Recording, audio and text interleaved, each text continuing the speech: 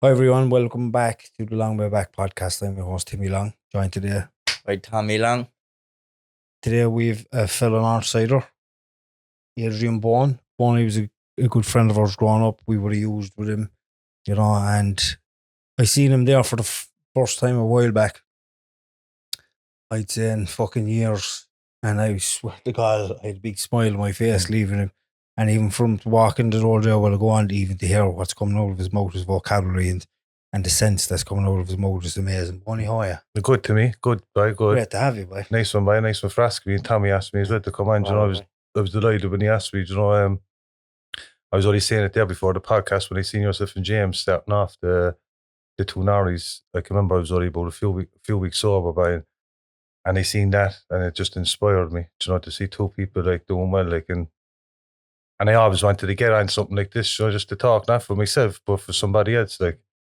People would say it's an ego thing, but it's not. It's like it's to get the message across to somebody, because if I didn't see that time, I don't know, I probably would have getting sober still, but it just gave me that more bit of an inspiration. And we know your story. We know how difficult it was for you to get sober, and because there was alcoholism in your family and stuff, and I remember, and I was only saying it to you there before we started, like fucking hell, you were 100 miles an hour, like. Up and down Cathedral Road, Shannon Street. It was like there was nothing, there was no pilot in the plane. No. Does that make sense? Yeah. There was nothing going on. There was one thing on your mind, and that was to get drugs or drink. That's where I was going. Everywhere I was going was for drugs. Do you want to give people a bit of a breakdown of your upbringing and stuff? Yeah, well, I grew up, starting off, my father committed suicide when I was 6 months old. He was in the army, and he died when he was 23, and my mother was left. My mother actually found him, down the bike shop down Bruree Street, across the road from that. There's kind of an avenue going in, and she always told me, she had an argument with him, and she took me out in the buggy. I was 6 months old, and she came back, and he was hanging, and she had to cut him down, and fucking and that, and I understand today. I do understand where she is. You know what I mean? But I didn't understand that for years. You know what I mean? I blamed a lot of people. Like I blamed my father for suicide, and my mother then turned to alcohol for her thing, and it was just me and her for 10 years. And is it just the two of you? My sister's off a different part of it. She's my sister, but for 10 years, I just seen a lot of domestic stuff and alcoholism at its finest, and poverty. I heard you on about that in your podcast, the poverty in my home, and I always wanted to be in somebody else's fucking home, to me, and looking at other young fellas around the place with the mother and the father, the Christmas presents, even the clothes going to school. I was only saying to Tommy the other day, there must have been some smell off us going to school. We lived in piss and shit. And I'm not going to be like I pissed in the bed since I was until I was 12 years of age, because fear. I was consumed in fear. And like we'd have to share the bathwater once a week after my mother. And that was it. There's no blame. There's no one. It was just we were poor. We were very, very poor. We always wishing that you were in someone else's home. And I always wondered why we never clicked with the popular kids, right? They must have been fucking running from the smell off us. And I think too, that's why I gravitated growing up always to the people that were selling drugs, and because they were always the people that looked out for me, and looked after me, and I didn't know any other way. Do you know what I mean? When I can remember when I was 9 or 10, I'd often come out of school and there'd be no one home, and I have to go down to the Chinese pub with my mum, so it was always drink related. And I grew up then down in Shandon, so Shandon would be, because I was born down there, and we moved up to Bruree Street and then Cathedral Road, but Shandon would be my home base at the start for my school friends, from there, but all the pubs around there, and that's where I used to have to go to see my mother, and then when she'd be drinking all day, somebody would take me home, or I'd go to my cousin's house up where he were in Aircullen, and I'd stay with them. I remember, being up there, and it was all my other family kind of, no, my mother done the best that she could. I can see that today, but but other people, like family, kind of looked after me just for a night or two or whatever. And then I was back at my mother's house again. and no guidance by no teaching, no discipline. I used to get away with everything. I could get caught with something or be brought home by the girls, and you're enough for tonight, and then you're not going out tomorrow either, and then tomorrow come, and I'd be left out. So I wasn't learning. Like I was left to my own device. I was left to what I wanted. They couldn't handle us when we were around the house then, so they'd say, get out. Get out, yeah. I tell you that, but especially all young fellas who you probably have ADHD too. My dad said that to me a couple of months ago.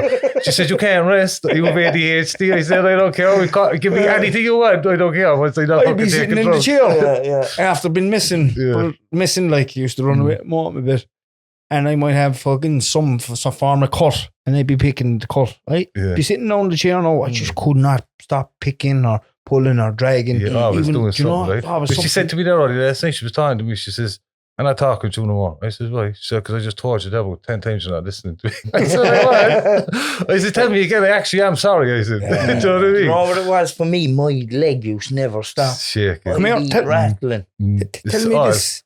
How did your father's suicide? Like growing up without a father? Because we could relate to that. I can remember I was about 7 or 8, and Sharon from our Cullen, Kenneth's sister, was babysitting me at the time, and I can remember this always sticks out in my memory. I can remember upstairs one night in my mum's bedroom about 9 or 10 o'clock, I think.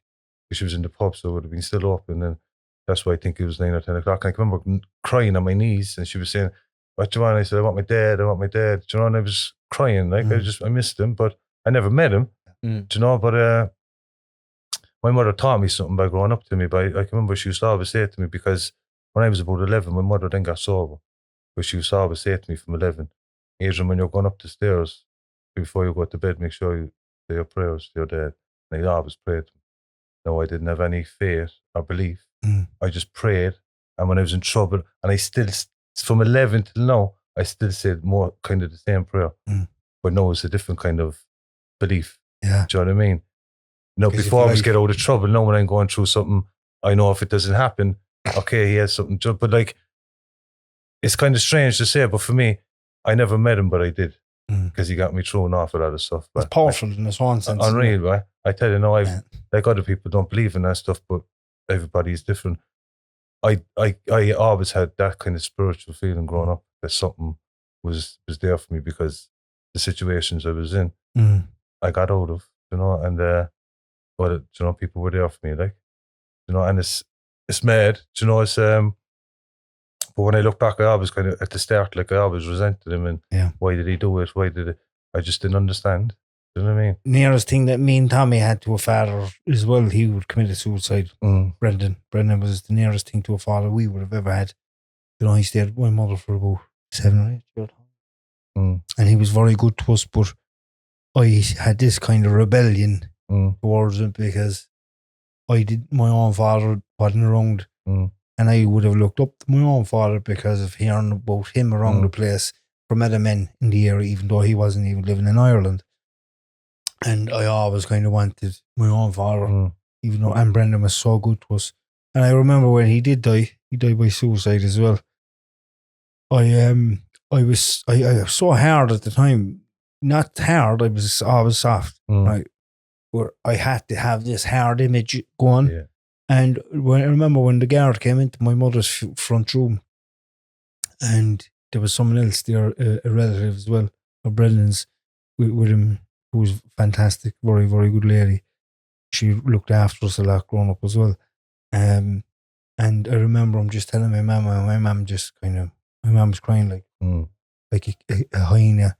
Yeah. And I didn't know what to do. I knew what was going to happen after that, though. I knew my mother was going to fall apart. I knew it.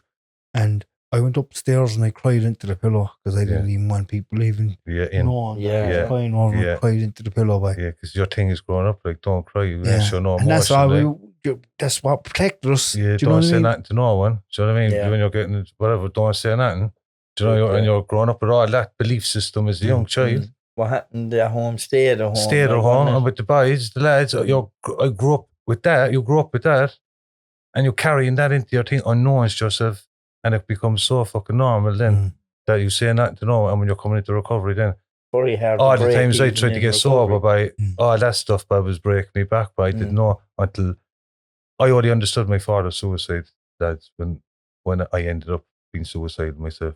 Yeah, and you understood the pain. My last drinking drug. I can remember sitting in my mother's front room. She was out. There was no one around me. My daughter was gone out of my care. I had a long, hard fight to get her back. And I was sitting down and I never forget it. I was after going up to the top of the hill to get 6 cans, and I came down and I drank them. And they were gone. I went up to get another 6, and they came down. I couldn't even drink the other 6. I drank about 3, I'd say. And I started crying in the front room, and I started just dwelling on where I was in my life. And then the suicidal thoughts from before were all kind of cries for help, but this was different, real. Yeah. I was planning out the back. There was no one there. And I started crying, and I just started looking at my life by we're drinking drugs after taking me. And I said, you know what? I have to do something, but and I have to get back into meetings and ask for help. You know what I mean? And no matter what it is, just tell someone what's going on for me. And that's a powerful moment in your life. Unbelievable. Yeah. Just surrendering by just saying, like, because all the other times, like, I had the chairs coming to me as well, and that wasn't that. I had the mentality, if I was going into jail, I still wasn't going to use or drink. It was just like, I'm going to die from drink or drugs, or else I'm going to go away to jail for a very long time, because this is the time, the moment it came for me. And I just made it was a Saturday night, and I said, I'll go back Monday. Why Monday? I don't know. You know, I walked in town again that night, and I got a bottle of vodka, and I drank it, and I went back up home. And Sunday morning, I woke up, and I had a few relaxers, but I didn't touch any heroin or methadone or crack, and I went through a sickness for a while. I was going into meetings. There's a meeting there, I wasn't up until 8:30. It was COVID, but the man used to have the door open at 6, and he used to be in there on his own. And I used to go in and sit down with him and just chat with him, just talk about whatever was going on for me. And all he was do was listen. And I'd done that I was going to 4 meetings a day for about 3 months. They do help, don't they? Unbelievable. As I found this man in recovery, he's 32 years, lads, and he still helps me today, you know, with stuff and just wisdom. And he said to me after about 3 months, he said, Adrian, it's about time now you start to work. So now get your mind occupied.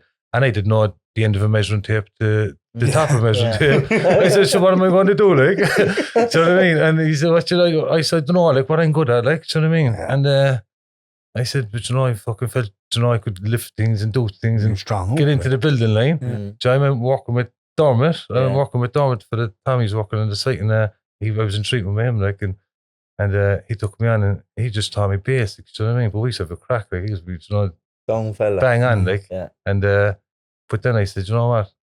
We left him and went away to an agency and going and bluffing. Do you know what I mean? The foreman said, Adrian, will you go up there and lay the curbs? I say, yeah, no bother. You're on YouTube on the way up the road, right? I was walking up pretending to be some old fella, and I said, Donny was a fella carrying me for a while with me, you know, so I said, what's the other? He said, and then he'd do it, and then I'd, you know, fall in, like, and you just have to, you have to use your kind of tools that you'd learned when you were using or drinking to kind of adapt them into, do you know what I mean? To get through a bit of life at the start, and then you progress on, like, do you know what I mean? I know a bit more now than I did back 4 years ago. Like, and when did drinking drugs come into your life? I know the alcohol was in your life already. Alcohol was in my life. For me, when I took my first drug, it was about 14, 15. But before that, we used to all do this thing to get over heads. It was called the American Dream. You stand up against the wall. I remember up in a fella's house in the 100 Steps, and you stand up against the wall. We were in his house, and you keep in your breath for 10 seconds, and they all push you against the wall. And next thing, they let you go, and you'd wake up on the floor after about 10 seconds and out of your head. Do you know, you can't remember nothing, like. And you wake up and you say, oh, fuck, that was this, and I'm next again. Do you know what I mean? Sounds like just to get out of it. Yeah, you're unconscious, but sure, to us, it was brilliant. And then it was the links and stuff like that. You know, the links through a towel, and I was looking by just for the buzz. That was I say 13, 14, but my first time ever taking a drug would have been 15. I'd say it was cannabis, so maybe 14. But I progressed very fast onto the next one. How did it make you feel? How did the drinking drugs make you feel when you initially took them? It depended which drug I took. Like when I took cannabis, it was grand at the start, you know. And and 16th straight onto ecstasy. My first ecstasy tablet was going into ultimate buzzing in the city hall, and that was just like twist. You're just out of it. But they all gave me a good. They gave me a good feeling. I was like a blanket. Like I was all right once I took them. Like I knew once I took drugs, and once I was at the company, but I was on the next day then again for more. Like it sounds like it took him over the head. Like. It took you away from yourself. It took me away from everything that was going on in life, boy. And that's the feeling I chased for 22 years. Like chased that like that. I was never happy with what drug I was taking. I always wanted the next effect. I was looking for the next buzz. But it had to be better. You could be on drink, you could be on fucking coke, you could be smoking crack, you could be taking tablets to bring you back down, you could be fucking doing all other sorts of shit, and you're still looking for another buzz. But it's always, I was always looking for. But it's always looking for something, and the drinking drugs worked for a long time for me. Like, but I always said to myself, I was in my 20s somewhere across the line where I was willing to do anything then for drugs. Do you know what I mean? Where it became like a full-time job, and but now looking back and doing work with myself, it's a soul sickness. I got to understand. I've done an awful lot of reading, an awful lot of. I was saying to Tommy that today, like my phone, like if you look at my phone down my TikTok, 80% of my TikTok is all about the mindset, the law of attraction, manifestation, and and I do all that, and 10% then would be songs, and the other 10 would be football or whatever, but like I always look at them and I always get something from what I always try to adapt into my life, whatever I look at, do you know what I mean? And I've done all that in 4 years, what I have today, and it's all through sticking to by what you manifest. I never, if it doesn't work for you, keep at it, it's going to work. But I never thought of years ago, if something didn't work for me, I'd say, fuck it. Do you know what I mean? It's not for me. Like, never know to keep going. Like, because I was never taught that. Like, wait, what were we in school? Was education? I done my junior sort and passed it, but it was all kind of mostly foundation. And but I remember my mum's got 10 years ago, and the teacher said to him, Christine, Adrian, his brains to born, but if you used them, I was always messing. I was always with the lads. I was always late for class or 10 minutes late or fucking saying, can I go away there for 2 minutes? And John, then there'd be days I'd be left off. She'd give me a note and she'd say, Adrian couldn't make it today or yesterday because he's the dentist. I'd be down the pub with her.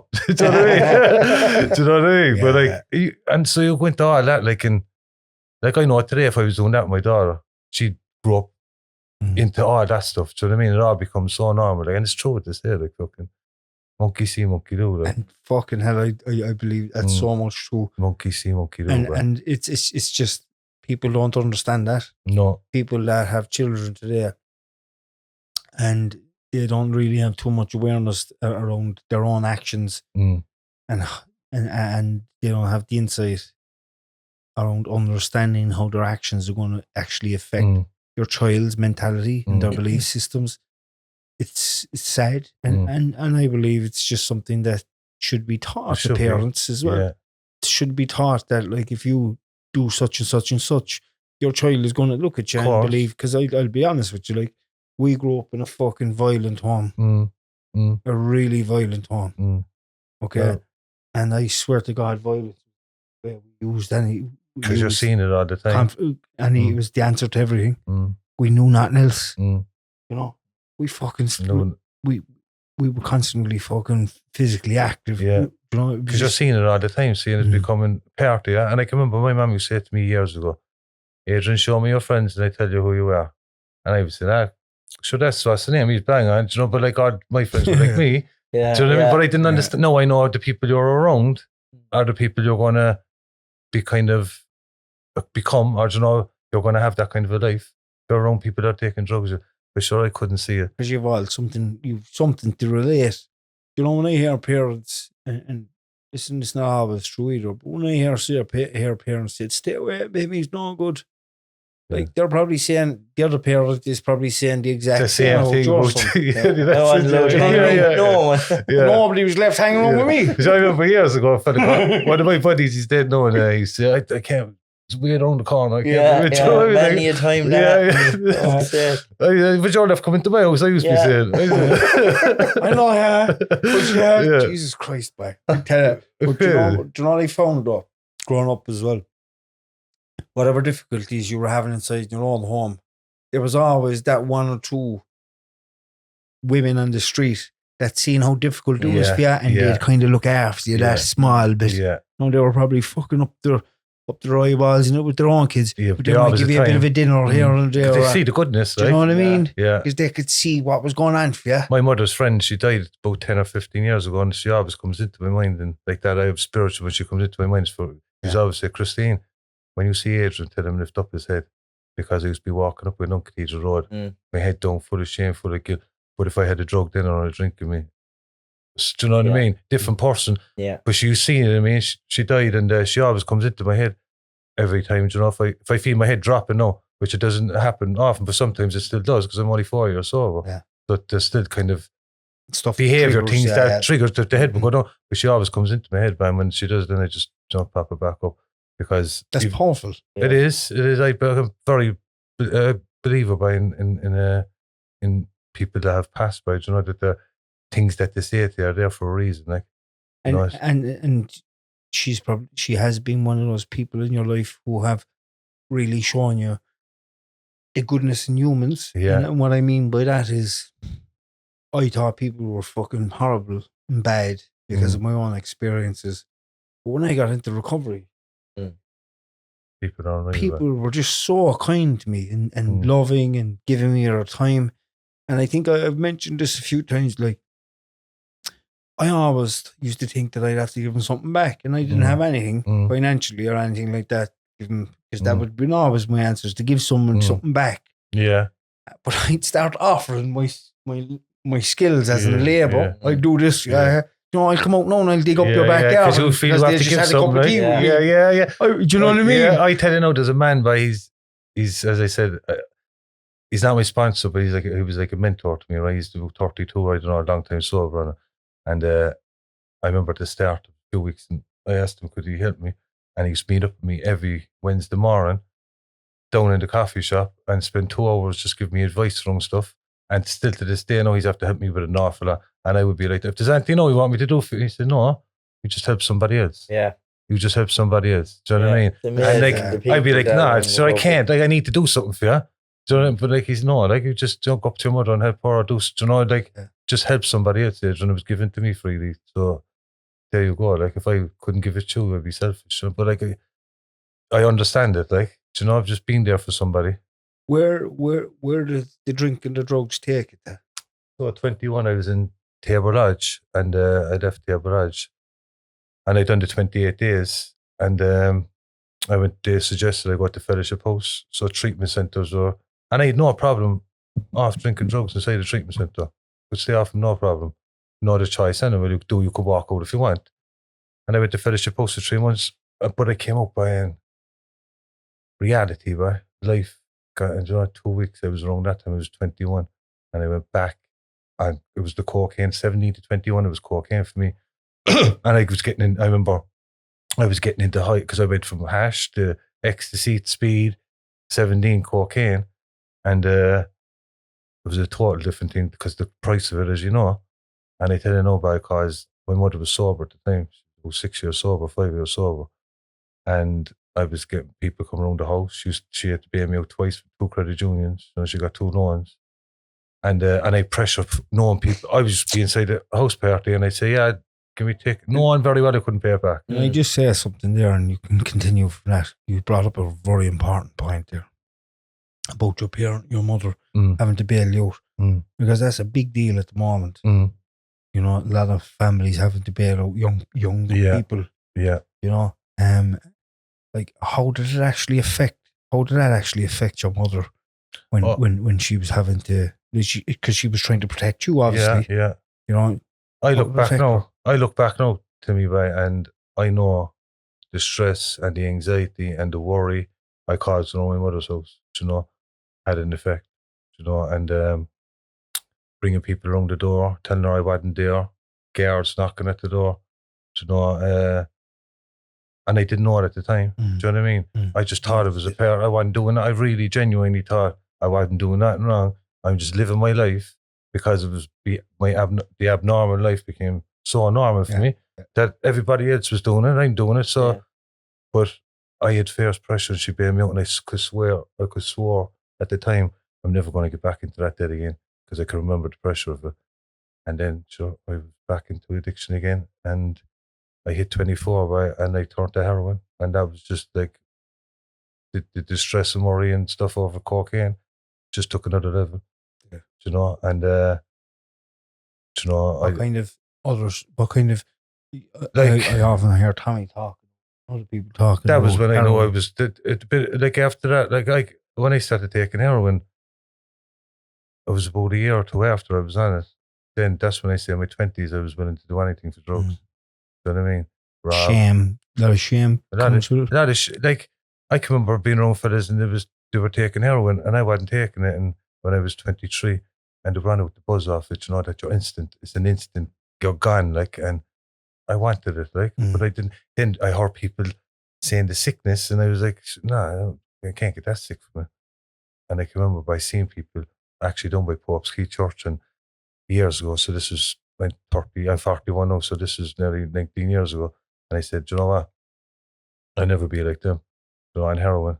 And then by 24, by a year later, I was on heroin, smoking it for about 8 years. And then I ended up injecting it for the last 5 years. And I was doing stuff with drugs that I never thought I'd do. You know, I lost my daughter, so she was 4 at the time. I had a house in Blarney Street, and you know, I can remember a social worker going to the house one day, and she said, "No, don't mind me." She said, I'm just here for a visit." And but I knew, you know, I knew that just people just don't call to the house for, like that. And I said I have to get into treatment again.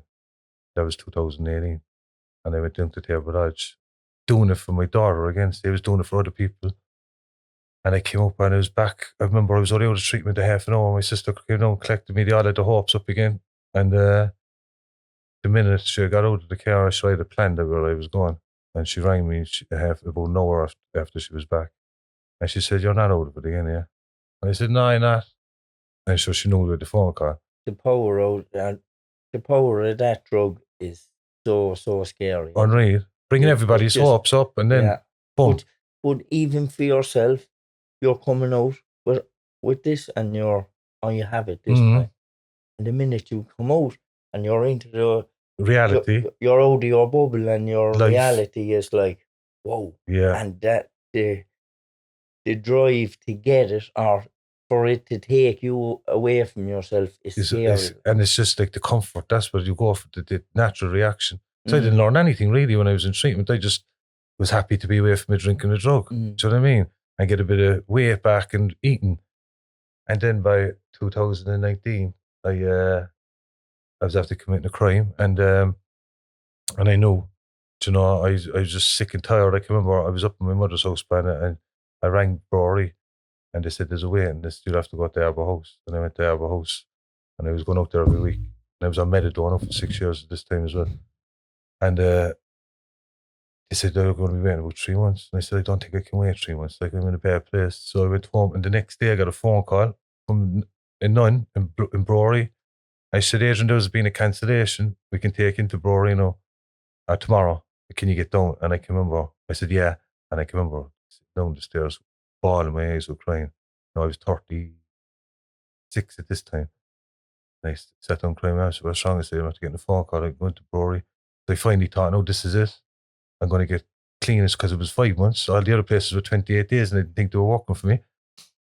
And she said, "Oh, you're going to get down?" I said, "I don't know." And she said, I had to be down there for 7 o'clock in the morning.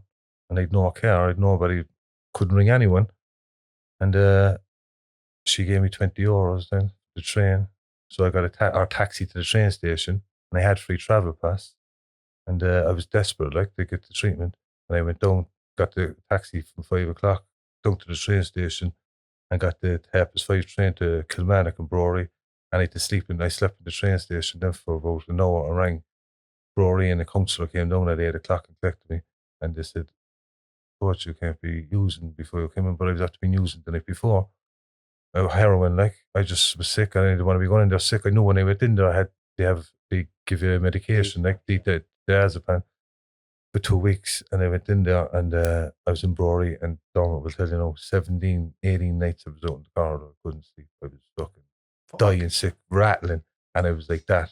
I was like, I remember you was were 8 fucking stone. skin and bone. Like. I was 8 stone. And then after 2 weeks, they transferred me over to the unit, and I went over. And I went after to see my daughter. I know in about 10 months this time's the longest ever. And she lives with her aunt, and I'm fucking always grateful for her aunt. Like, only God knows where she'd be. And I always said it, her aunt is a blessing.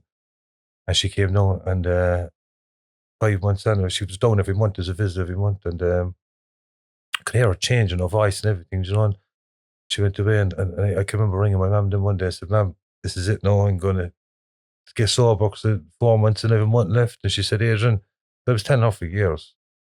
She said, don't tell me at all, but show me. Yeah. Don't be telling me, but show me. Was your mother active in that? She was giving me her wisdom that she had when she was sober. Don't be telling me. Powerful words, like. Again, then I got out of Bruree, but I saved up about 500 or 600 euros down there. And I had my best intentions when I get out. This is my plan now when I get out. I'm going to go to a meeting and I'm going to stick. And I got out.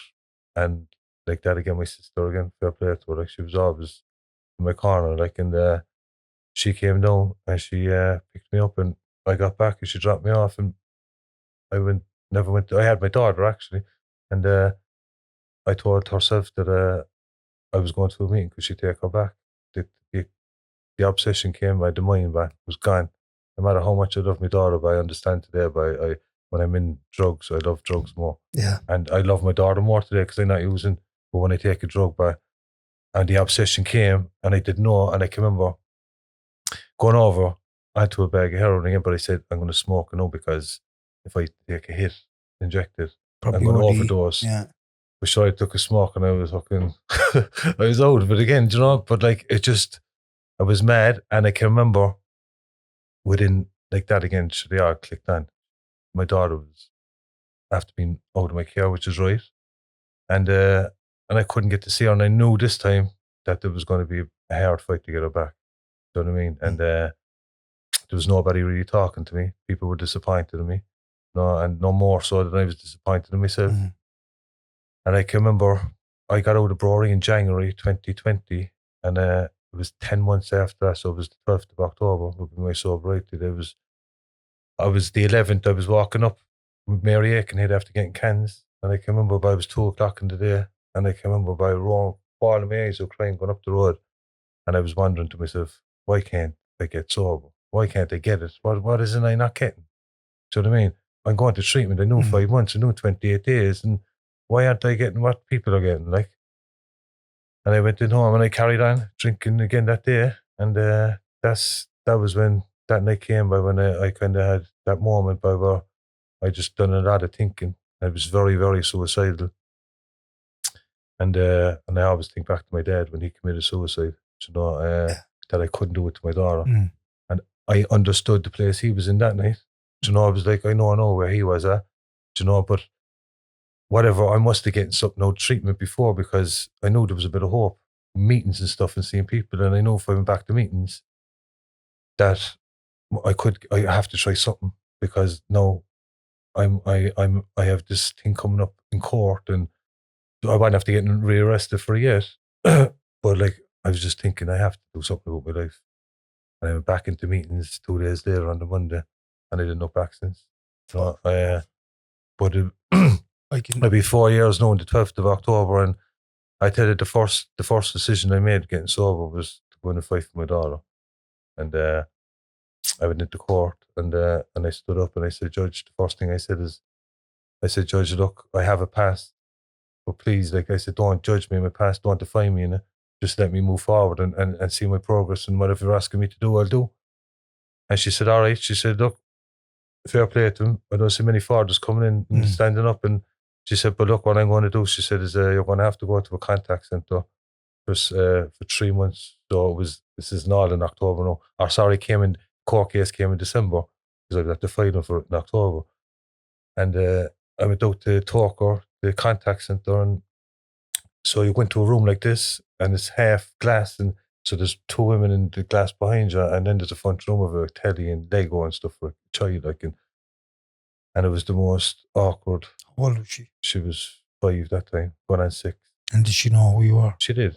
But me and my daughter, see, we're always with each other. She got taken out of my life for a year. She didn't get taken up by no social workers. We gave it to her aunt before that did happen, because we could see what was going to happen. Yeah.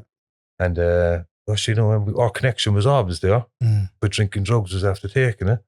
And she was delighted, like, but I knew there was a rebuilding to do, do you know what I mean? And then after 3 months, then we went back into court, and the reports had to come back, and the reports were like Adrian and his daughter's bond are brilliant, do you know what I mean? After 3 months, and the judge said, all right, so look, but he's going to have to go back there, even though the reports from professionals is brilliant. Can you go back? She was testing me, saying what she was doing. Can you go back for another 3 months? And I said, yeah, no problem. I'll jump back. Anything you ask me to do, I'll do. And I went back for another 3 months, and I came out, and now she stays with me in Own Cove. She sleeps with me on the weekends, and she's the best of all worlds. You know what I mean? And that's the gift, by that's being sober by. Is just like when I look at her, by, I'd be saying, she's 9 young, and she's the best of all worlds. You know what I mean? And she's happy. And you have a great message there for anybody that is struggling, that aren't in contact with their children. Yeah. Yes, if you put the work in. Yeah. And then after the contact centre, then like the judge said, okay, you can go to Blackpool now and take her at 12 o'clock, and you have to have her back into the house for 2. And that went on for a while. But I knew if I stayed away from a drink or a drug, by that the end result was going to come. Do you know what I mean? And it did. And then myself and herself then don't need any course. We just sit down and we talk through it now and co-parent, and so if we don't need a middleman no more. Do you know what I mean? Yeah. We can. She got a bit of trust back. I mean, I understand that as well. Do you know, I broke everybody's trust. It's not like people are just going to throw it back into your arms and say, all right, you're 10 weeks sober. No, here you go. No, it doesn't work like that. No, that takes years, by years. I remember here, even in the house, and I'd be going to meetings and stuff, and you turn your phone off at a meeting or turn it silent or whatever. Yeah. If your phone goes dead. I remember I was going to meetings, and sometimes you might go for a cup of tea with somebody after your sponsor or whatever. And Nicole would have 10 fucking missed calls on my phone. My phone would probably still have my on silent, And I'd come home and she'd be looking at my eyes. Yeah. She'd be staring at me. And then I'd be getting paranoid. Yeah. And I'd be fucking talking a lot of shit. It's all feelings coming up. And then there'd be fucking... I never argued with her because I knew where she was coming from. Yeah. I knew she did not want that life anymore. She was done with it. I was on my fucking last chance, you know what I mean? And it grew, by. Yeah. It grew. Now it's 13. You come up to 13 years, no way, I'm drinking drug and fucking... I could fucking go missing for 2 weeks and she wouldn't even phone me. Yeah, because you trust, the trust. You know what I mean? Yeah, and that's she knows when I go out the fucking door, I'm not going to go out there and do anything to hurt her or anybody else for that matter. Yeah. They're the other side of the behaviours that we had. It's unreal about when you get sober, by clean, by how I'd be looking at my life now today and I'd be saying, fucking hell. I can remember last year for my 40th, I used to see my thinking was all wrong growing up. I just think people go on cruises are old and for rich people. Yeah. So when I said, what do you want to do? And I said, you know what, I always wanted to see as many countries as I could growing up. I always like traveling. I remember going to America when my mum was 2 years sober. She went over to collect her medallion over there. She had friends over there and went to America when I was 11. But I always liked, I remember my only other holiday and after that was when I was 17 with the lads, but that was a disaster. Do you know what I mean? We got thrown out of the hotel. We got thrown out of the hotel after 3 days. We was sleeping in fucking other people's cupboards and it was crazy. But like I always wanted to get away. And I said, how would I knock off countries? No, as many countries as I could. And I said, a cruise. So we went on the thing, and I can remember our last day in the cruise, they dropped us off because you get on in Venice in Italy, and they drop you back off in Venice in Italy. And I can remember we had 11 hours for the plane to take off, and we were in Venice. We went down by the gondolas, and I tell you, if you ever think of going on a cruise, it's not up rich people, right? It's just they're just, and you get to see 6 or 7 countries. I actually went to one for my 40th. Did you? Yeah. Mad, isn't it? And I can remember sitting on the steps right outside this church, and it was 2 o'clock in the day, and our flight was 11 o'clock that night, and the gondolas were packed. They were just from here to there, and I can remember when I was saying, I said to her, I said, look at us now. I don't know, because she's in recovery as well. I said in some turnaround, do you know what I mean? It's mad. Like, I had to be pinching myself. So even simple things. Able to go into a shop and have a cup of coffee and just, just sit up and have, on my own and be comfortable with myself in a... Do you know what it is? Do you know the things we couldn't appreciate before? Yeah. Your relationships, your kids, nature, trees, simple sunset, things. Yeah. Mountains in the background. Yeah. Or even just walking down the road with the fucking sun and the breeze in your face. Yeah. We could never appreciate them because we were always caught up in our heads about drink, drugs, life, criminality that came. Yeah. And that was the only thing I ever thought about. Was drink, drugs and criminality. That was it. Yeah, I never thought of anything else. I never had no aspirations. No, I wanted to fucking sell as much drugs as I could so I could keep feeding my habit and I could keep gambling and everything else. Yeah. No dreams or that. Positive. Yeah. There was 11 of us went on a holiday there a few years ago. 11 of us sober. I remember that. You know, when you come into recovery, I never forget it. I was about a month clean. And I was like, my life is over. Yeah. I can never again go into the pub. Yeah. What am I going to do? I can't have fun. People are going to think I'm boring. Yeah, you can't do nothing. But that's where your head's at. Yeah. But in time, you get stronger and you can go in and you're enjoying you know more when to come out of it. Yeah. But 11 of us went to Malaga for a week. I seen the videos. You did great. What a week. Unreal. Yeah. And some mornings we were coming home at 7 o'clock. The night we were out dancing all night. So I see you down the retreats down the dance. Unreal. Even we go to conventions. I remember my first convention going in, and I went to the toilet when I came back. The dance floor was full. I go, fucking hell, that's what we thinking. Yeah. It's crazy. In Malaga, do you know what I mean? 11 of us, and not one of us thought of a drink or a drug. In the whole week. It's bad, isn't it? I remember coming back, I met someone up in the garage and they turned around.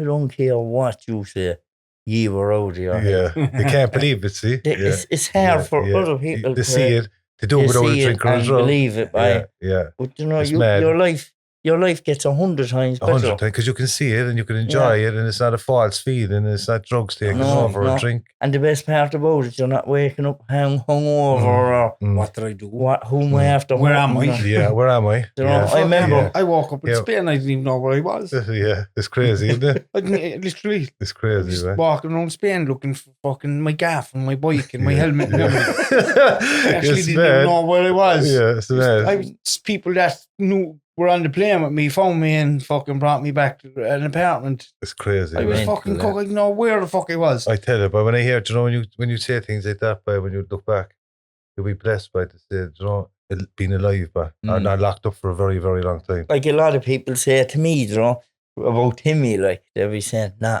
I can't see Timmy like that, or anything. Because he changed. And I used to be like, thank God you didn't know back then. I remember being in treatment one time when you went to treatment, you have to tell your story, and I was telling, and a fella says to me, he says, "It's hard to believe I would like that." I said, "No, but give me a fucking drink or a drug, man." It won't be long running. It's bad. Jekyll and Hyde. I tell you one thing about us though. I see people, right, dodge me faster, like the switch of a life, after a drink. I used to be dodging him. The minute I had a drink, like everybody was gone. Yeah. And it was like, because it's a total switch, like, isn't it? It's a total switch in the psyche, the mind, but it just goes by, oh man. Yeah, I was just. Or if you were going with him, you were out for 3 or 4 days. Yeah. I remember fucking, we were talking about staying there and Tommy was about going away with the boys. My point is, I went off to Spain with him and all the boys, and they were an active addiction. There was 1 or 2 fellas who weren't an active addiction at the time. It was my stag. And I tell you what. We were sober now, clean for this. I was sober about 6 years at the time. Yeah. It was the most difficult experience I've ever had. But they were all doing their thing. Yeah. And I'm watching them doing their thing. There's no one there. Yeah. I actually nearly got caught up in it. I actually nearly got caught up in it. A cousin of mine who was sober as well, caught me walking away, and I was actually on my way to going away, getting fucking drugs away from them because I couldn't have been around them using. And he caught me. He said, "What the fuck are you off?" I said, "No, I'm grand. I'm just talking." No, he said, "On the way to again." drugs, but I can't put up this shit at all. Like, and I would have never ever gotten that plane to come back to Ireland. I used drugs all there because you know it, he knows it, and we know it, right? And that's the thing with us, right? It's fair. It's fair. Yeah. I know if I pick up a drink or a fucking drug, like, there's no hose bars, it's gone in. No, I'm gone. Like, not in the safe gone. Not gone down that road. Same. I always say that as well. If I took a drink or a drug, but no matter what I have today, car outside, sell that. My daughter, I wouldn't be turning off my daughter, be gone within the blink of an eye. Oh, 100%. I see people relapsing, going back out there thinking they can drink and drug. Fucking hell, I could take my hat off. You'll be thinking you can control it. See, this, anytime, when I used to come out of treatment centres, if I was in jail, like the longest I was ever in jail was only 2 or 3 months, right? But anytime I came out of an institution, a treatment centre for 5 months, 28 days, or a jail for 2 or 3 months, I'd say, John, it's going to be different this time. Something went back in my head. I wouldn't say it out loud. It's going to be different this time. But I say, I'm not going to get into trouble this time. I'm definitely not going to do what I done to get into jail. Do you know what I mean? Sorry, Tommy, go on. Even there, when you're on drugs, and you're at home and you're on your own that night, but you're stoned and you're like, tomorrow's the day, Tomorrow's the day, I like that with food. Tomorrow I'll go and die. The plans, I should have my own businesses and Groundhog millionaire by the things I was doing. Tomorrow's stoned. I'd be like, tomorrow, I'm going to do it this way. I'm going to do this. I wake up next morning. No, you can't get out of it. And you can't get out of it. Tomorrow. Because great intentions, man. Great intentions. I remember a counsellor said that to me down in Bruree. He was a very effective man, what he was saying. He was sober now for 16 years. He was very straight man. And he said, the road ahead is paved with great intentions. And I know what he was on about, but obviously you're going to do this and then you fucking do that. And he said, every night I used to be arguing with myself about this. No, tomorrow, no. I can't be doing this no more. Tomorrow, and you wake up the next day, then you're sick as the dog. Yeah. I'm just sitting here. Be laughing. That's just what was I thinking? I know, I'm sitting there and I'm thinking, like, myself, like the three of us here, and we all know each other's stories, but we don't know what we actually went through individually to get to where we are today. The toughness. It's hard. You said something a while ago about suicide, and your father committing suicide, and you know on how he felt for him to commit it, because you know the pain. I know the place he was in. And I do too. Like a and for the reason of my mother committing suicide and Brendan committing suicide, that's why I never went down that road either. Because I never thought about suicide as much as I did in recovery. I wanted to, I was in an awful bad way. But I'm sitting here and I'm just thinking, 13 years ago, right? 3 of us were, I'm going to say 13 years ago, because we were in some fucked up states. Like, we were, and look at the 3 of us now. No confidence, no self-esteem, no self-esteem, no self-worth. Looking at the floor, no belief, to lift the head back. Couldn't tell anyone's face when they were talking. Oh no, you just fucking I remember when I got clean, I was in town with the lads after meetings, and I said, how long is that? Like, how many just stare a year? That goes to show. Because you're always looking down, right? Because the shame and no confidence. And mine has grown in the last 4 years, just gradually. And there'll be times where I could drop, but then I have the awareness now today to pick it up, as fast as I ever could before. Like if I feel I'm in a situation, I often heard you saying on the podcast before, if you can sense the energy going into a room, feel it, sit with it, don't run from it. And I remember a couple of months ago, I heard that from you, right?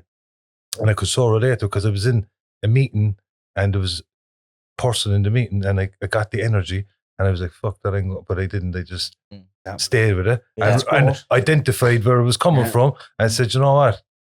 Just get on with it. That's how you grow. Yeah. That's how we all grow. That's like, and I've said this on numerous occasions, podcast. If you want to be able to get in a position in your own life and cope with your own stuff, when I say your own stuff, your own emotions, your own head, your own thinking, your own triggers that are bring you back to memories where there may be shame, fear, and guilt.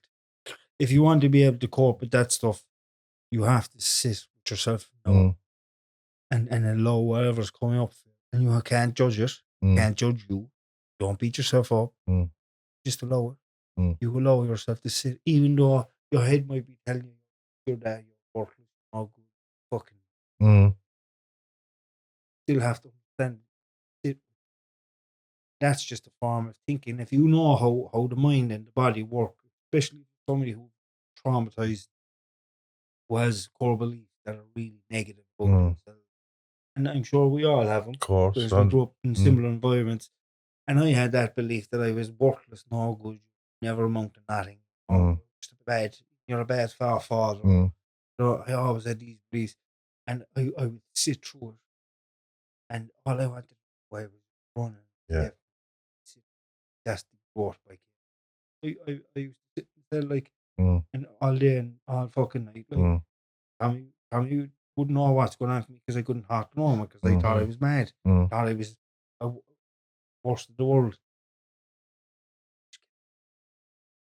So,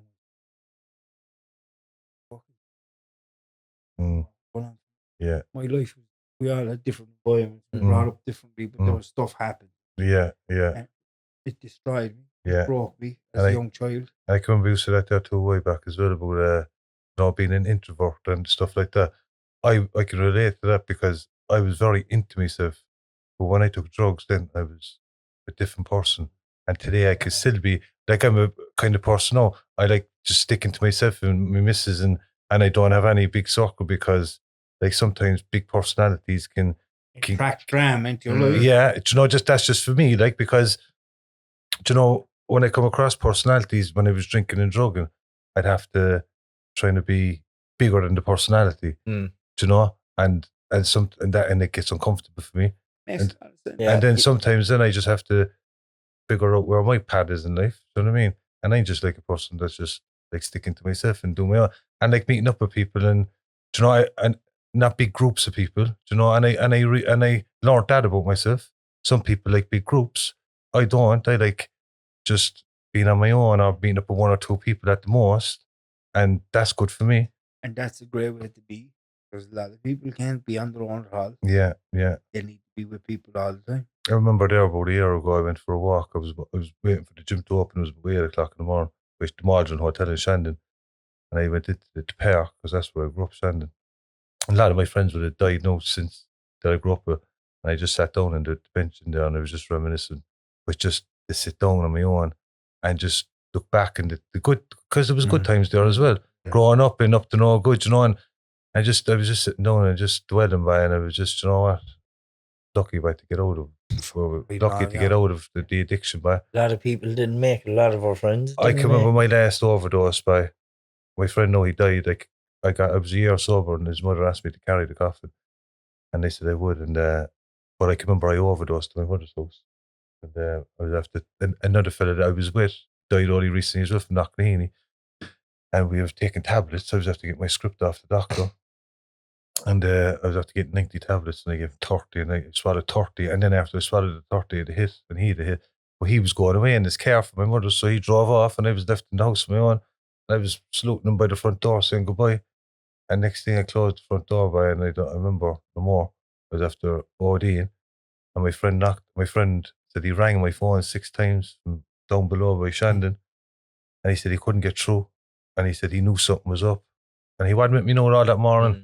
And he ran up and kicked in the door and see me, and the hall over OD'd, and he rang an ambulance. The ambulance came. They couldn't get me back with the Narcan to spray up the nose, so they had to give me an adrenaline shot through the heart or through somewhere. I don't know if it was into the heart, but it was wrong somewhere. And they brought me back. And my mother was walking through the terrace that morning with her shopping, and she said she would never forget it, walking down through the steps and seeing her son OD'd and the thing and being carted out. And that was just one, but it was my last overdose. And I always think then, higher power stuff again, how he just taught it. When he rang me 6 times, like he just said, I rang your phone 6 times, there was no answer, and I got an instinct to run up, and he said, I kicked in the door and they were OD'd and go. Now, if he didn't, it could be a different story. But you see, that kind of stuff you have to understand, stuff like that happens for a reason. And the same reason that you're here today. Yeah. When I look back at my all like similar situations. Tommy, you look back in your life. There's times in our lives that we should have fucking died. Hands down. Yeah. No questions asked. And it would be justified. Yeah. Because of the act, because drugs, of what we were at, the amount of drugs we were taking. But there's, when we talk about spirituality, I believe that the reasons that we're here is based on fucking sharing our experiences in relation to our own upbringings, our own addictions, fucking our own faults, our own insecurities, and just helping other people to feel like that they relate to us and that they're not on their own. And that's why we're fucking still here. A bit of hope, like, just give somebody a bit of hope. But that's it. Like, I always say it, like, as Timmy said there, 100 times I should have been dead. Car crashes, horses, overdoses, you know. But I'm not dead for a reason. Yeah, you're here to... I know I'm here to pass a message. Pass a message on to somebody. And help as many as I can along my way. Because I love it. And if it's only one person, and Joe, that's a so cliche thing to say, but it really is true. Like I remember, as I said to you at the start, sitting down I was in my mother's house at the time, I was only a few weeks sober. And I was sitting and looking at the two hours, you know, seeing that podcast, but like getting, right, look, I've a long journey ahead of me, but I've seen two people from Knocknaheeny. And like I thought Shandon and Graham was bad, but when I went up to Knocknaheeny was dead. I remember seeing Tommy coming up the through. I was staying up in Kennett, so I see Tommy coming through and setting up 40 in the thing. Then like we was only about 12 or 13, like, and you were the same age. Like, but I was like working horses and everything up around there. You know what I mean? It was like the Wild Wild West, right? It was crazy. Were like dogs up there. Yeah, it was mad, right? But like when I see that, then like people say, oh, one person's sleep, but like it does, because it gave me more inspiration. But just them simple little things, you know what I mean? Just seeing that person, then other people bump into other people that could be 4 or 5 years sober as you go on your journey, and you're already a year, and they're saying, oh yeah, I'm with you, I know, and I can get married, or I'm doing this. They're saying, you know what? You're just getting more inspiration, but you have to put in a lot of work. Work is key, and you're putting the work in. The work is. You're meeting the right people. You know that phone that you have, and all these inspirational quotes. Yeah, help. Oh, they said something to me every morning, every night. I'd be always looking at them, and I learned through the more you lash your mind with positive stuff, the more you become it. And be your own positive people, good people, you know, people that are like-minded, people who want to grow instead of going back. You know, and that's key as well for anybody that's struggling in recovery. You know, have a look at the people you have around you if you're struggling. Yeah. You know what I mean? And if you have to set goals as well. Like, remember my probation officer now, right? I have a probation officer for 4 years, like 2 years into it now. And at the start, I used to have to call after every week. Then it was once a month, you know, it barely called. So it's no, it's phone calls, actually. Phone call, yeah. And I did to her, and she said, before the case came out, I said, well, if I don't go to jail, I said, this is what I want to do. A, B, and C, and D, and I want to get my daughter back. I want to travel. I want to get a car. And I want to do this and that. And she said to me, a while back there, she said, Adrian, you're after hitting all your goals. Like, what's next? I said, I actually don't know what's next. I said, I didn't think that far ahead. Yeah. But in 4 years, the wedding, and we have the wedding. Like, that was, you know, you meet people in your life, like, and that was something, you know, my whole recovery. Like, you know, when you say, look at something, it's always, what I always look at is something that I've fear around. Yeah. Education used to frighten the bollocks out of me. And I got educated. Yeah. You know, doing something like this fucking scared me. This is brilliant. I think this is... Starting my own business frightened me. You accounted to me. Yeah, I went back and got my apprenticeship after fucking... I always say this, it was probably the longest apprenticeship in fucking history. I was 20 years an apprentice. I was an apprentice for 20 years. I started when I was 15. You never went forward. I couldn't, because I couldn't pass the exams because I wasn't able. Yeah, that's... You know, I could never, I failed them. Yeah. And I went for 20 years then just to fucking work in a construction, calling myself a carpenter, but I wasn't. Yeah, you know, I didn't have papers and stuff, but I went back into education, and it was tough. No, it was challenging for me, and I'm going to be very honest, because maths was a big deal as well. And when I struggle with something, I'm very anxious. Yeah. You know, and there's a wall goes up. Yeah. You know, But I done it and I got it done. And then even starting a business and like all these things, I would have never thought I was ever capable of doing. Oh, remember this, right? I only put down a drink nearly 13 years ago. Can you imagine if I'd never picked up a drink? I know. Or you'd never picked up a drink. Or you didn't. Yeah. You put the energy. You put the effort into what you done for your drinking drugs. It's mad, isn't it? We'd be fucking crazy. And this isn't about money or materialistic things, but it's about living a good life. Very wealthy men. It's about living a good life. Do you know what I mean? Yeah. If we put that same energy we did into addiction and funding our addictions, you'll be just living the life, like. But because we're all in life to live the best life we can live, like. You know what? It wouldn't have meant anything. No, it wouldn't have meant anything because this life we have means something, and our experiences mean something. I was telling Tommy about this in my head. I applied. I got when I started. Remember, I was saying you would have got to the end of a fucking measuring tape. I just took chances. So people were saying to me, 2 mil. I was fucking 2 mil. Yeah, 2 mil. To think about 20 mil. But I took chances, right? But like building line was never my goal. We're about goals ever to go, right? But I knew the money was good in it, and I needed money because I had court cases for my daughter, and so I needed to get money, the best money I could, for something that I didn't know what to do. So building line came in, and I started doing groundswork and stuff. But I was about 2 years sober, and I was like, I know, Adrian, this is not your talking to myself. Like, this is not your long term going. Oh, what is it?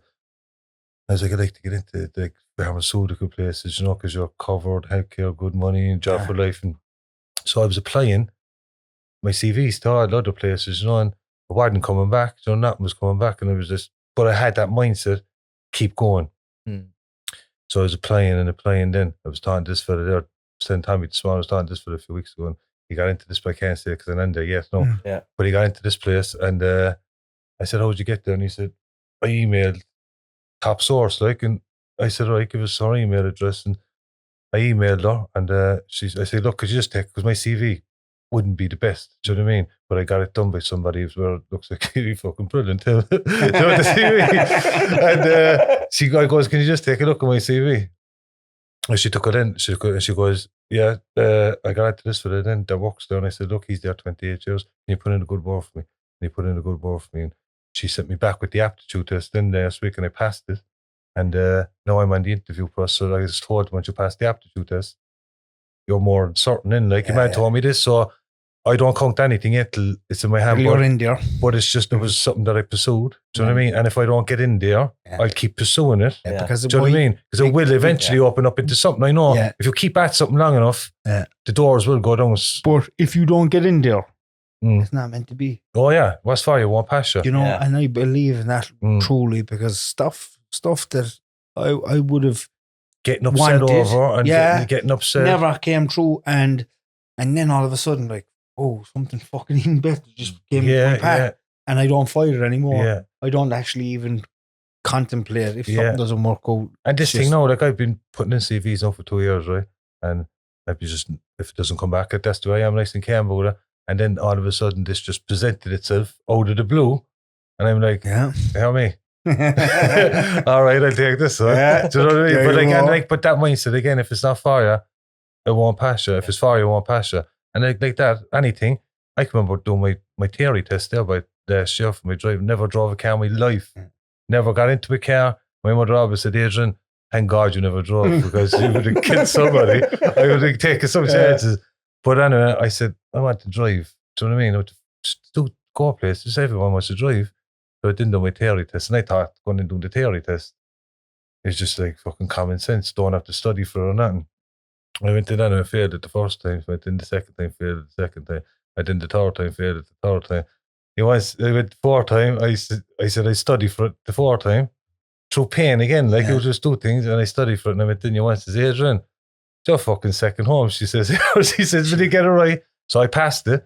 But like, I just, simple things, man. And going and then getting into a car, fair again, getting into a car with a driving instructor and that, knowing people be passing the car, look at him, he's far. All that, all self-doubt, and you have to get over all that stuff by people, because nobody really is judging you. You're judging yourself. Exactly. You're judging yourself. That's all. Because I learned the fella passing has more stuff going on in his life to be fucking thinking about you passing. Do you know what I mean? He's probably bills or emails to be sending or arguing with the missus or his child is fucking looking for money. And he's saying, that funny, they're going up there. Do you know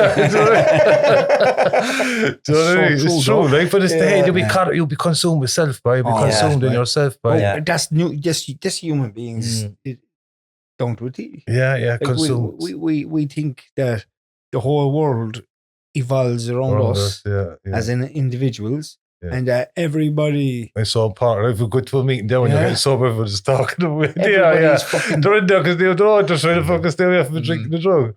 And you're not thinking they're talking out to you. Talking out you, or they're not fucking talking to you, or fucking paranoid and all that stuff. And that's just part of what we're left with. And when you put down the drinking drugs, then that's when all that isms start. Because when you're drunk and drinking all your life, you're putting them to a bay. It's when you get sober, that's when they say, right, the rework starts. Like, I remember in the meeting, remember my first meeting and someone sharing like that. Next minute I was like, who's after telling him my story? Because you think, who told him? And I looking around, is it him, is it? Is it him? You know what I mean? And then another person shared. You were identifying. I didn't, but I didn't know. I know that. Before I came in, I thought I was the only one in the world with all these problems, and I can't do this. Are you the only one that done this and that? That's the power of fellowship, though. You're like, whoa. Yeah, you're relating. I'm in the right place. And I actually said it to the person afterwards. I goes, I thought he was after telling you everything. He was like, that's you mad, get a lot of that. You relate to people, like you be saying, I know my own, like this. That's why then you need help. I have to ask. But when you go through life by growing up and you're told not to say that, and weakness is the sign of, asking for help is a sign of weakness. All embedded into you by. And it's hard to ask people for help. And they say, pick up the phone, and you're like, you feel, because it's like you're putting something on them. You're putting a burden on them or something. And then they help you then by, you're like, fucking with the big fuss for the last week. I was going through a month there of asking this for over this. I was going through a month there of asking him for help, but he said, no bother at the end. Like. Do you know what? Do you know what's a big one as well there for people with sponsors?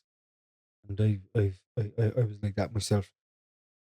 The fear of ringing your sponsor when you're having a tough day, because you be thinking that you're actually going to upset him and you're going to annoy him, but you're thinking with your negativity, you know, and it's the opposite fucking thing, and the amount of people have relapsed over stuff like that, and like that, I don't know, the fella I got, he's a man that has long time sobriety, and like for people that are not in addiction and looking at this, like a sponsor is just somebody that has been through it, has years of sobriety, and is just guiding you through what they've been through and showing you how they got their situation sorted. And you come to hear people in meetings and relate to somebody and say, right, I might ask him to help me through. And that's what I done. Just found somebody and they tell you, no, but the man has done more for me than my family have done for me ever. And I know it today because family won't understand because they're not in it.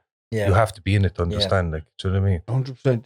One sec, go on. Them fucking dogs affecting audio there. Yeah, not too bad, dog. Yeah.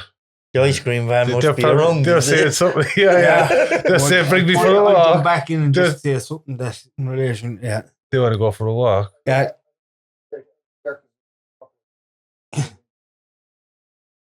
So, just going back to what we were just going to say there was with me man is outside, Tommy. And the dogs out the back. There's a lot of hunting dogs 2 doors down. Michael's dog, shout out to Michael. Yeah. And they're fucking thinking that they're getting a 99 in the They're all screeching, but I'm first. Listen, Bonnie, boy, it's fucking been inspirational by listening to you. Yeah, but having you here sitting a nice one for clean me. cut, fresh.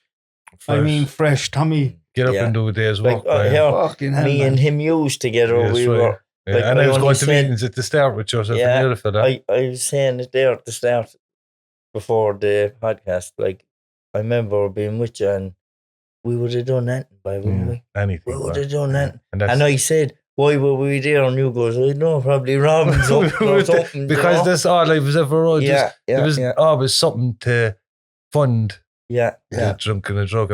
And when Tommy asked me to come on, I was delighted, and I was just, just to come on, and because it's good to come on a podcast, and especially when it's two people from the north side, like from the north side, and what she went through, and I tell you about it, and I'd be looking at it there on Instagram by YouTube, and I'd be just seeing the people you have on by, and fair play to the two of you for doing it, but because that's giving back by itself. You know what I mean? Helping somebody else. And tell you, when you ask somebody to do it, for me anyway, I'm only speaking for myself, it means an awful lot when you ask somebody to come up and just sit down in your company and share your story, because and you know what, I wouldn't have seen you for a long time around, but when I seen you and I seen, because obviously Tommy around the place, but when I was thinking that I never really see you around the place.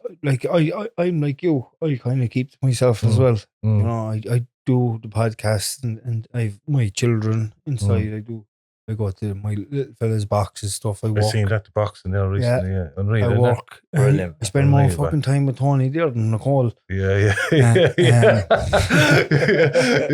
know what I mean? Yeah. But I'm busy with work then as well, and then I have my own stuff as well. Course, I still have to move through my own fucking my own shit, like everybody else, and I do a bit of stuff then in the background. Then if different people kind of need a bit of help here and there. And I tell you about it, to me, I remember seeing you years ago, no man, but when you were 16, 17, and that time I heard you were going to France. But I remember I was only about 15, and I remember when you heard a fellow going to a treatment centre, especially if it was in Ireland, but going abroad, it was like, oh fuck. It was kind of alien. But it was an alien, that's what I mean. Yeah. But like to see, because I know you, the way you walk growing up and the way you were in drinking drugs, it's like, you can't explain it, but it's just powerful. It's just powerful how the change happens, by it, isn't it? And it's the same, like I'm looking at you, I'm fucking.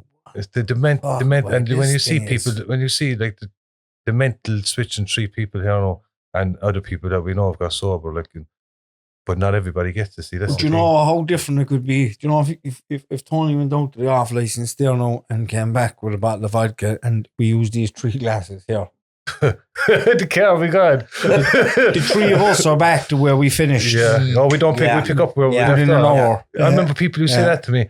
You pick up from where you left off. Fucking double white. Because there'd be no fucking. There'd be no slowly getting back into it for me. No. It would be back full stop, thinking that I could use large quantities of drugs, that I could do this, do that, do the other, and it's all or nothing. Yeah, back using fucking drugs, drinking, gambling. I was talking to a fella that's a long time around there, and he was telling me, he says, Tommy, I think I'd be able to drink. I go, whoa, that's powerful saying that. He goes, I know. He goes, but I done a lot of I had a lot of thought around it, and this and that. And I says, I'll tell you something there now. I says, I remember, I know it's only 3 weeks clean, but it's the addict side of me. I was 3 weeks clean, but I was on methadone at the time, I was 3 weeks clean, and I said, I'd go for a pint. There's no word of like a pint anyway. I went down to the Baker Street. I took subside out of the pint. Do you think I could finish it? What was this, Tommy? Years ago. Here in the house? No, when I was on methadone. Before I went to treatment, like. And do you think I could finish the pint? No.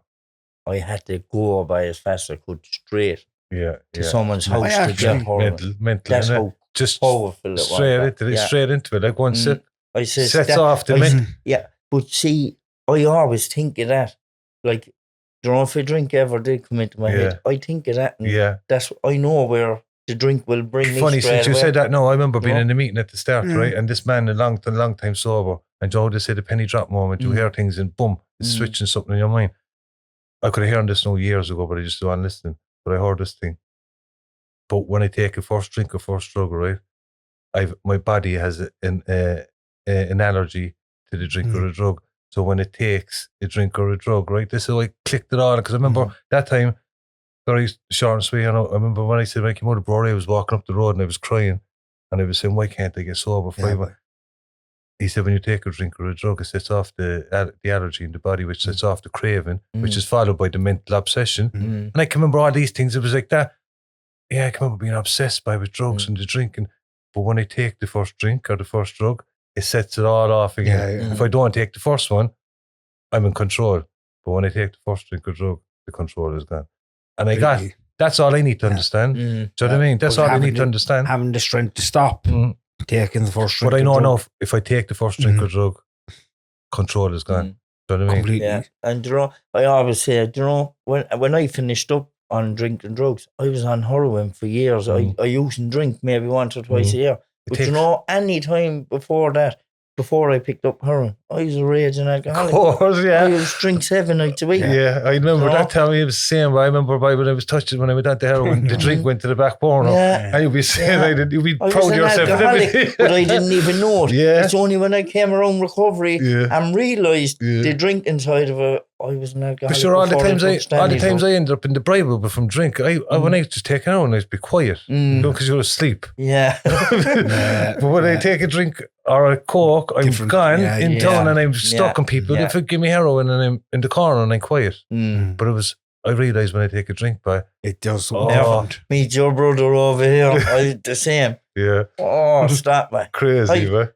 Personality I was more times in the law shop than on the weekends than I was in my own home. And, it's crazy. It was like my second home down there. I was just thinking, I was saying, like, if we had a drink, I'd be fucking up there dictating what we want to do, or where we want to rob, trying to plan. It'd be fucking. It's mad. You know what I mean? It'd be fucking. Yeah, we're going to do this now, and we're going to do that. I'd be probably paranoid saying, where's this fella going to have? You know, I'd be like, but that's the fucking madness of it. It's the switch of the where thinking. It brings you, like, and that's just the way.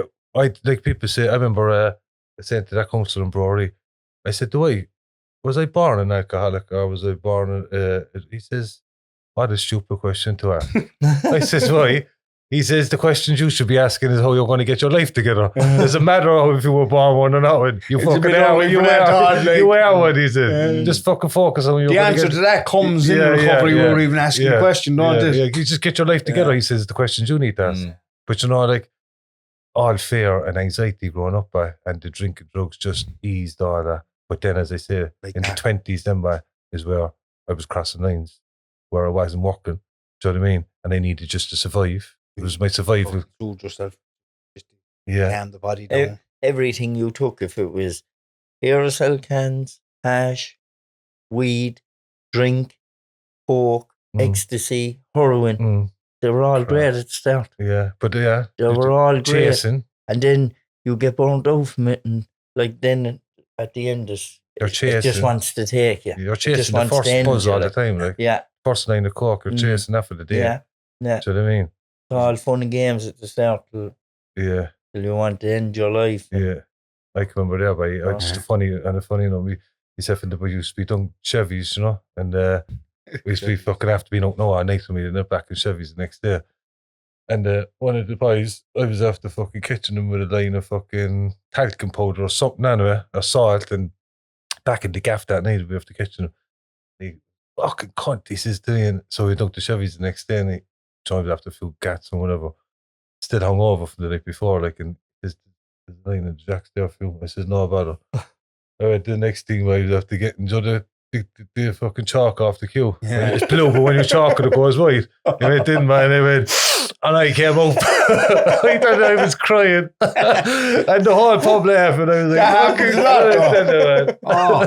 tell you a few stories about that. But I was happy. He was saying it's not, because in Chevys they used to have the Vaseline and the thing. But it was in a different cubicle. I was like, nice one, it's the job. When you're using cocaine, you'll fucking find any far away at the the cistern is even gone. I don't even think they get cocaine off a cistern anymore. And I think they just use coins and keys. Oh, they do, yeah. They do. I remember up in the Holly taking it off the table. Middle of the pub. Yeah, that was a bad public. And down the Temple Acre, then it'd be locked in down the Temple Acre. Temple Acre, if you didn't use drugs, you weren't left in the doors be locked. The doors be locked until no, if someone's going to kick off here. I can't get out. I used to be thinking. Like if you can't get into the pub by just opening the door and walking in, there's a sign. There's something wrong. If you have to buzz to get into a pub, and be left in, and there's a big camera up over the door, turn around and go back and go. Do you know what? We were drawn to all that, you know, and we were comfortable in it. We were comfortable in pubs. In that. And look, when I look back now, it was just that was life back then, and that's the way I grew up. It was nobody. I don't look back now today and blame anybody for where I was or what happened.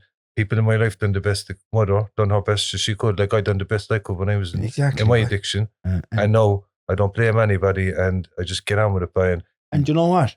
From your own experience, right, and knowing from your own experiences being in addiction, knowing that you couldn't have done any better for your child, no, right? That allowed you to have more compassion and empathy for your mother as well. Oh yeah, in her position. You learn enough. And that's how we learn, and that's how we can empathize and have compassion. And have compassion for others who may have hurt us because we may have done the same thing later on in life, knowing that we didn't have the awareness to make it different. But I'm glad I broke the cycle. Do you know what I mean? There you go. I'm glad the cycle because it goes back further. Yeah. My mother's family. Do you know what I mean? Like most of her brothers and sisters are recovering. Long times all right. Who that not alcoholics, but my mum. I can remember my mum telling me it goes back to her mother and father before that as well. I know I often look and say I broke it for my daughter. I only have one, like she's 9, but I broke it for her. No, she doesn't have to. She never seen me. She's like I often said to her once, Ariana, you remember Daddy when he was drinking? She was 4, I think, when I met her. She said, no, Dad, I can't. So she says she can't remember. Whether she can know when that was when she was 4. But she doesn't have to know no more. Do you know what I mean? Yeah. She doesn't have to. And she passes in tongue now. She says, Dad, come on, we go over and give him money. There's a fella sitting down. Yeah. And I give her 5 or 3 euros and she throw it in. But I'm teaching her all these things. And when she goes to bed then. Teaching her to be nice to people. And when she goes to bed then at night time, I say, Ariana, make sure now you thank God for everything you have in your life. Teaching her the same thing that my mum taught me, prayer. Like I think this first powerful. That's powerful prayer. And she says it then. And the other night then she says, Dad, my tooth fell out. I said, put underneath the pillow, the tooth fell. I said, I tell you now, say a prayer, and I guarantee you the tooth fairy will come because tooth never fell out when she don't help me. Like and what would I say? I said, just ask, and if the tooth fairy don't come, pray the next time. And she was saying a prayer and she left. Well, I'd leave it, and I was thinking, Sean, if I have to put my hand underneath the pillow, I'd wake her up. Yeah. So I said, put it on the locker there. I said, she'd definitely see it there. So she put it on the locker and a bit of tissue, God love her. Every parent does that problem. I said, if I leave her, because she sleeps like that as well. So I said, I'd have first. I said, wake up the whole house and I get killed at 4 o'clock in the morning. I might be able to find the tooth. Yeah. So she put it there and I didn't put a tenner down. She woke up, she came in to me the next morning. She said, Dad, tooth fairy came, and I was just a little teacher of prayer. To me, that prayer works like for like, and it's powerful, but that's powerful. That's all recovery basis then, like that's not me, that's after what I'm learning. It's mad, what recovery gives you. It's money we leave at that. Listen, boys, it's been an absolute fucking pleasure by having a chat with you. Good to see you. And getting to know you on a different level, you know. 100%. And getting to know what you're doing in your life today and all the good things that are happening and all the good work that you're putting in. And as you said it, you're here to just pass on the word. And you said beforehand, Timmy, I'm not coming on here to build my own ego or anything like that. I'm coming on because you asked me and I want to share the message. And I think that's very important. You know, it's about sharing the message because there are plenty of people out there still struggling. You know, God knows that. And thank you so much for coming on. And I'm very grateful. Thanks, Timmy. Thanks, Tommy. Well done, thanks, well done. Thanks. You're like a different man sitting down there. Yeah, and who knows, there could be somebody, or there might not be somebody at home in their bedroom looking at Instagram or whatever, and they might just, but they might, but you won't know unless you do it. So, nice one, lads, for having me on. Appreciate it. Thanks, Tony. Thanks, Tony. And hope everybody got something from tonight's podcast. You know, did that. I see this man when he was at his worst. We've often said it. Also, the hope is yes. Do question in states that he was Tommy, my brother, and me. You're probably looking at me saying, "How the fuck did you even make it?" It's true. So, listen, I hope everybody's well. And it's another podcast a long way back. God bless. Thanks, lad. Thanks.